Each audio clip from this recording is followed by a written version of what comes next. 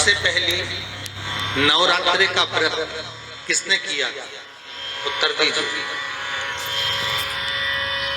सबसे पहला नवरात्रि का व्रत, नवरात्रि की उपासना सबसे पहले किसने करी थी? भगवान राम।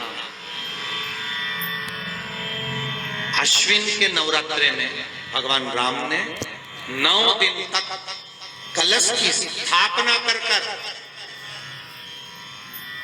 लंकाधिपति रावण को मारने के लिए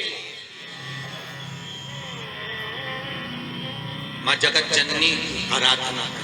भगवान राम ने मां जगत जननी की आराधना, मां जगदम्बा की आराधना। और कहते हैं मेरे राम ने प्रतिदिन मां आद्यशक्ति को निमंत्रण दिया और मां जगत जननी से विनती निवेदन कर कहा कि आपको प्रतिदिन आना पड़ेगा। इसलिए देवी भागवत में लिखा है कि नवरात्रि में एक दिन, जैसे प्रतिपदा है, पहला दिन है तो एक कन्या का पूजन करो, द्वितीया है तो 2 कन्या का पूजन करो, तृतीया है तो 3 कन्या का पूजन करो, चतुर्थी है तो 4 कन्या का पूजन करो, पंचमी है 5 कन्या का पूजन करो, छठ है 6 कन्या का पूजन करो, सप्तमी है 7 कन्या का पूजन करो, अष्टमी है 8 कन्या का पूजन करो, नवमी है, जम के बोलो, 9 कन्याओं का पूजन करो। और अगर इस तरह से आप पूजन नहीं कर सकते नवरात्रि में तो 9 कन्याओं का पूजन एक साथ या तो अष्टमी के दिन या नवमी के दिन कर दो, या मध्य में, बीच में भी आप कर सकते हो। पर अगर आपकी कोई कामना है, आपकी कोई इच्छा है, मालूम पड़े, जैसे कई लोग कहते हैं कि हमारी इच्छा है, हमारी वो मकान नहीं बिक रहा, या हमारी वो जमीन नहीं खरीदी जा रही, या हमारी कोई कंपनी नहीं डल रही, या हमारे काम में ये अड़चन आ रही है, तो नवरात्रि में, 4 नवरात्रि में से किसी भी नवरात्रि में आप नियम बना लो कि एक कलश की स्थापना कर एक दिन में एक कन्या का पूजन कर उसको भोजन कराना, लाल वस्त्र देना, लाल चुनरी देना, दूसरे दिन 2 कन्याओं का पूजन कर लाल वस्त्र ओढ़ाना, लाल चुनरी देना, तीसरे दिन में 3, चौथे दिन में 4, 5वें दिन में 5, ऐसे 7-9 दिन तक एक कन्याओं के क्रम को बढ़ाते आप उस पूजन का विधान प्रबल कर सकते।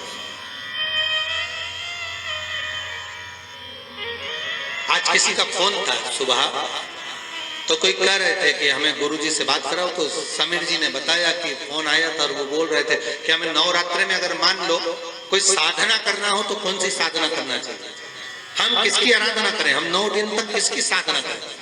तो अगर बन सके तो देवी भागवत में सबसे सुंदर साधना यही है कि हम एक दिन में एक कन्या के चरण धोकर पूजन कर उस कन्या को भोजन कराकर उसका स्मरण करें। एक दिन में 1, 2 दिन में 2, 3 दिन में 3, 4 दिन में 4, 5 दिन में 5, ऐसे नवरात्रि 4 बार जो नवरात्रि आती, किसी भी नवरात्रि में आप स्मरण कर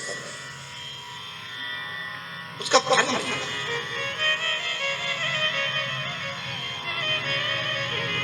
उसका फल होगा।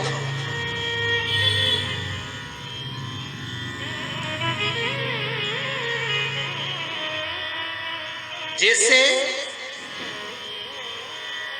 बेलपत्री का किया गया दान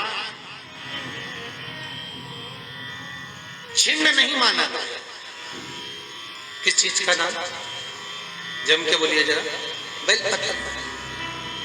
बेलपत्री का किया गया दान छिन्न दान नहीं है, समाप्ति नहीं होती। बेलपत्री अगर आपने कोई आपसे कहा जी तुम्हारे यहाँ बेलपत्री लगी है, जरा 8-10 दे दोगी क्या? बिल्कुल। और उससे कहो बेलपत्र तू मत तोड़, हम तोड़ कर, और अपने हाथ से बेलपत्र निकाल कर उसको दो दान। ये छिन्न दान नहीं है, ये समाप्त नहीं होता। ये बेलपत्र का दान अविरल दान बढ़ता है।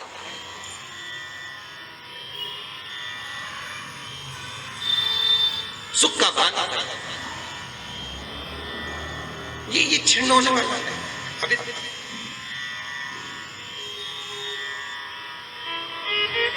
हम जजमानों को भी कई बार कहते हैं कि आप लोग तो बड़े धनभागी हो, शिव महापुराण की कथा जैसे अभी इस परिवार में हो रही है, हम तो इनसे भी कहेंगे कि आपके पूर्वजों का कोई पुण्य होगा। साफ सारी पुराणे, सारे शास्त्र 7 पीढ़ी को तार देते हैं। शिव महापुराण के लिए स्कंद पुराण में कहा ये 71 पीढ़ी को तार देती है। 71 पीढ़ी तर जाती है मात्र एक बार शिव शंकर की कथा का स्मरण करने पर। शिव